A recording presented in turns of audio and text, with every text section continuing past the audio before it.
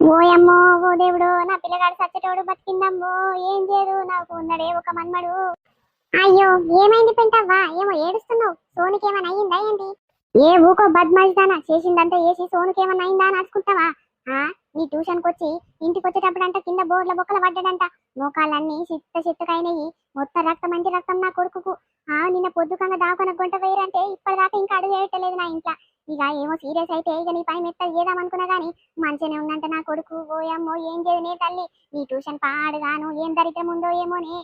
అరే అదేంటమ్మా, ఆ పిల్లగానంతల పిల్లగాడు పడ్డడానికి నన్నెందుకు తిడుతుర్రు?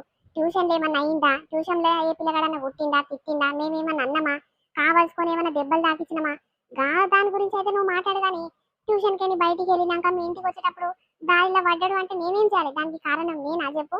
ట్యూషన్కి పంపించాలి, పేరెంట్స్ వచ్చి తోలియాలి, వచ్చి తీసుకొని పోవాలి, అది మీ బాధ్యత.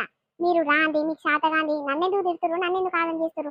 ఈ రోజు పొద్దున్న సంది చూస్తున్నా, లేచి ఎవరి ముఖం చూసిందో కానీ ట్యూషన్కి వచ్చిన ప్రతి ఒక్కరు ఇట్లా పంచాయతీ పెట్టుకుంటారు, లొల్లి పెట్టుకుంటారు, వాళ్ళ పిల్లల్ని తీసుకొని పోతారు. తీసుకొని పోతే తీసుకోవాలి, నా తప్పేం లేదు. మీరు టైంకి ఫీజు కట్టకున్నా సరే నేను తప్పుడు దాకా మూసుకొని ఉంటున్నానంటే ఏం అనలే కదా, ఇస్తారు తీయి, రేపు కాకుండా ఎల్లుండి ఇస్తారు తీయి అని ఊకుంటున్నా కానీ గీసొంటి బదులు ఇట్లా నా మీద లేపుతురంటే సరే సరే పెంటమ్మా, నీ మనకి నాకు చెల్లు చెల్లు, మళ్ళీ పంపించకు సరేనా? నాది తప్పైతే ఒక్క ఇంత ఇట్లా లేదు, నన్నైతే అనకు చెప్తున్నా, మంచిగా ఉండదు.